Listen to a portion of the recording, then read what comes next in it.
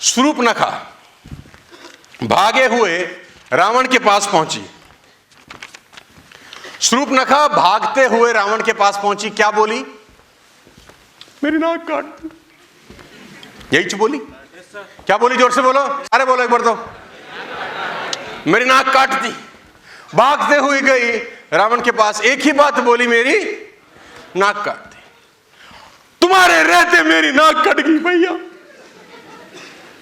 तुम काहे के बाहुबली हो, तुम्हारे राज में ऐसा। और जैसे ही शूर्पणखा ने अपना टेप बजाया, रावण ने कहा आग लगा दूंगा। किसने किया बता? बहना छोड़ूंगा नहीं। उसकी तो ऐसी की तैसी, मेरे राज में ऐसा कैसे कर दिया। और उसने सिर्फ सिक्के का एक पहलू सुना। एज अ लीडर आपको यह समझा रहा हूं कि सिक्के के दो पहलू होते हैं। रावण सिर्फ एक पहलू सुना और रिएक्ट कर गया। 3 सवाल पूछ सकता था अपनी बहना से। पहला, तू राम और लक्ष्मण से क्यों मिलने गई थी? तू वहां करने क्या गई थी? पूछ सकता था, पूछ सकता था। दूसरा सवाल, वहां एक्चुअली हुआ क्या? What exactly happened?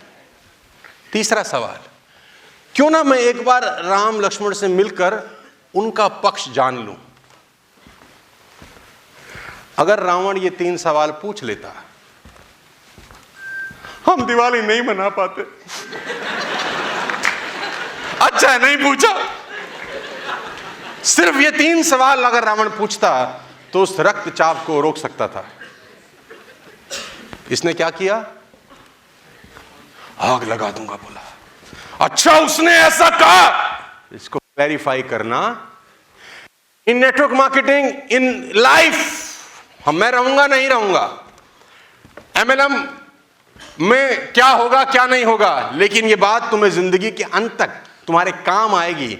जब भी किसी व्यक्ति से कुछ सुनो तो दूसरे पक्ष की बात जानने का प्रयास किए बिना कुछ भी डिसाइड मत करो। Never decide in your life, क्योंकि सिक्के के 2 नहीं 3 पहलू होते हैं। कभी कभी सिक्का साला खड़ा भी रहता है, कभी कभी सिक्का खड़ा भी रहता है। एक पहलू तो वो है जो एक पक्ष बोल रहा है, एक पहलू वो है जो दूसरा पक्ष बोल रहा है, और एक पहलू वो है जो सच है। ऐसा भी हो सकता है कि साला दोनों ही झूठ बोल रहे हो और सच कुछ। 99.9% लोग सिक्के के एक ही पहलू पे जिंदगी के बड़े से बड़े निर्णय ले जाते हैं। जीवन में ये गलती कभी मत करना।